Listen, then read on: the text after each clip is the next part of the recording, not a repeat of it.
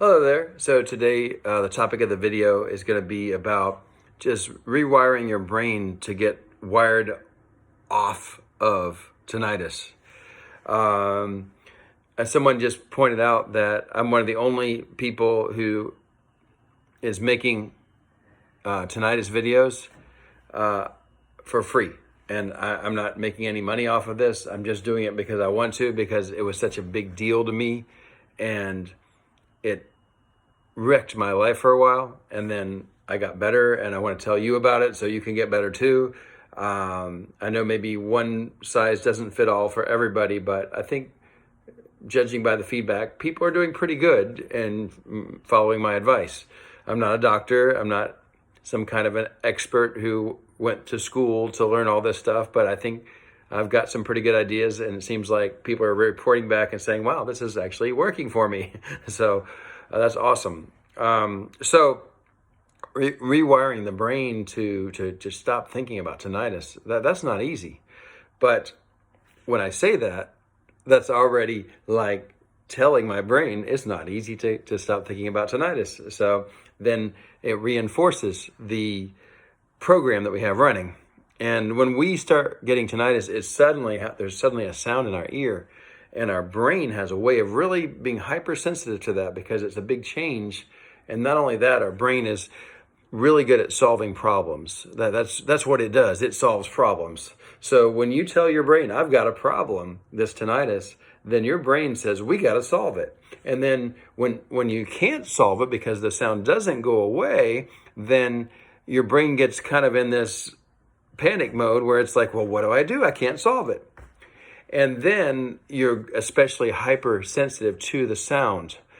And so much so that it feels like for some people, your life is over. You're never going to be okay again. It's just hopeless to even try to make it go away. There's nothing you can do. You get that hopeless feeling. And I'm here to tell you that can go away. And it seems like it would be impossible. It did to me. It seems like it would be absolutely impossible. I'm always thinking about it. It seems so loud to me, and it's changing pitch, and then that bothers me, and all those things. But you can get where you're not so hypersensitive to it, so much so that you don't think about it. And again, I'm not going to say that maybe what I say is going to work for every single person, but it certainly seems to work for a lot of people. So I'm going to keep rolling with this, and let's see where it goes. So you have to learn to distract yourself away from the idea. So when you first get the sound and your brain goes into panic mode and it's always thinking about it, we have to think about, well, how do we get it to stop panicking so much? And there's a couple things we do at the onset. And the first thing is you go to a doctor and make sure they check you and let you know, okay, look, you don't have a heart condition that's somehow pressing, some kind of blood vessel that's somehow pressing up against your ear and that's causing the tinnitus. That's a pretty rare scenario where you have some problem like that. If you don't have a history of heart disease or something like that, I'm not a doctor, but you're probably fine. But by all means, go and get checked, and let's just make sure that you really don't have any kind of medical problem where that's related to the tinnitus, so that we can isolate that you are safe and there's nothing going to happen to you. Because we want to tell the brain that. We want to tell your brain that. We want to tell your brain that there's nothing that's going to happen to me because of this sound. And as you believe that, it becomes part of your belief system that nothing is happening to me because of the tinnitus. Yes, I have this annoying sound or whatever, but I'm safe. Nothing. And as you can believe that you're safe, this is going to reduce the level of panic that you're in from the tinnitus. So we want to do that. The background noises, finding some noises that are very close to your tinnitus. For me, there are some types of tinnitus. You can search for tinnitus videos, tinnitus background sounds. I don't remember all the terminology. There's some oscillating tones even for people who have different sounds going on in there.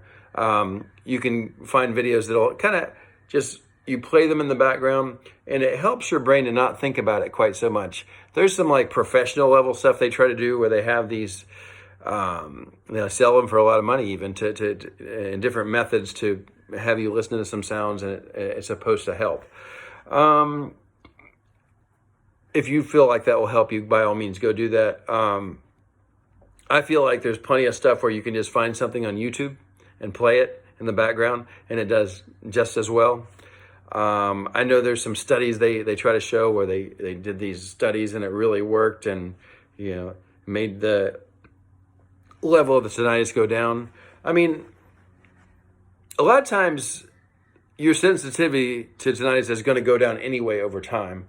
So was it the study, was it the therapy, or was it, that's always a question. But you can try different things by all means. But playing some background noises is more what I wanted to get at, is just, if you can play something that sounds similar to the sound of the tinnitus, that can really help you a lot to just not notice it so much. Now, the next thing I was going to say is, you might want to try, this is a little bit of a new thing I haven't said too much before. You might want to try seeing if you can start to notice other sounds around you in different situations. Like I was just hearing the birds outside. And that's a type of a meditation that you can try to do where you just like let the sound go off for a minute and try to find any other sound besides the tinnitus and see if you can focus on that sound. Another technique that's similar is leveraging a different sense besides hearing. For example, maybe get a few different kinds of fruit. It could be one kind too, that's fine. And just taste it. Even thinking about it already does this, but taste the fruit and just feel it. See if you can get the sensation of the fruit and what's happening there and the smell of it. What's happening there is you're getting your brain to think about something else. I used to leverage touch. So like I'm thinking about right now how I can feel my toes inside my shoe, and I feel my toe. I can feel my pants on my leg. I'm a little sweaty, and I can feel I'm a little damp and sweaty up here. And I'm just going around, maybe even closing my eyes and thinking about like how things are touching me. I have my arms on my lap here, and I can feel that. That's kind of a weird thing to say, but it's kind of like a form of a meditation where you just kind of go through and think about how things are touching you.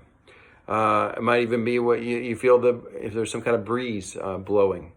But these types of activities can help to just get your brain, you can kind of train your brain to, okay, I'm switching to thinking about what's touching me. Another thing you can do is to just take inventory of what you see around the room. I have this Buddha. I'm not necessarily Buddhist or anything, but I just like the picture. But think about, like, look around and see things, and just maybe even talk to yourself about, like, what do I see in this painting over here, or this lamp that kind of has an interesting shape to it, or I see the blinds against the wall, and there's little light pockets that are shining through. Maybe I can see a little bit through those little pockets. If I look inside there, I can see to the outside a little bit. But you see what I'm doing, right? I'm thinking about something and getting into that little thought.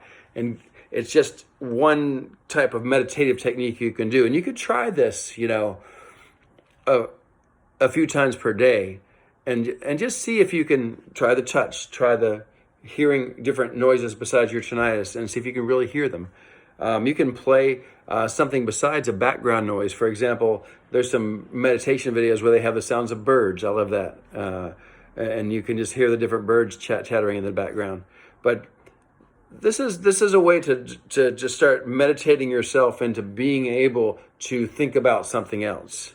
And it will probably take some practice. Even if you didn't have tinnitus, it still takes practice to learn to get yourself into a little mode of thinking about something else. But let me tell you, it's really powerful when you can just set your brain into something. I'm thinking about everything that's touching me right now, and I'm going through taking inventory of different places on my body. I feel a little itch here, and like thinking about, oh, I still feel the itch. Oh, I can't stop thinking about the itch. You know, it's like, it's kind of like something that might be better than thinking about the tinnitus. But you see what I'm doing there? It's just like getting your brain into a different mode. I think this is a pretty good thing for somebody who's really struggling right now. These ideas. There's some other videos I've done where I talk about like really reading, writing, when you're reading a book and going through every word and thinking about the word, maybe even going back and reading it again, and just getting your brain really focused on what the words are in the book. And even if you hear the tinnitus, you keep going back to reading and reading the book. And I read 3 Harry Potters that way. just to try to just try my best to focus on reading that book. And I had the background noise going too, you know. And did you notice my shirt? I think this is Pluto here. And I guess it used to be a planet, didn't it? And now they consider it maybe something besides a planet. So it's gotten knocked out of the planet group. Isn't that kind of funny? So anyways, that's my video for today. And I will see you next time. Bye-bye.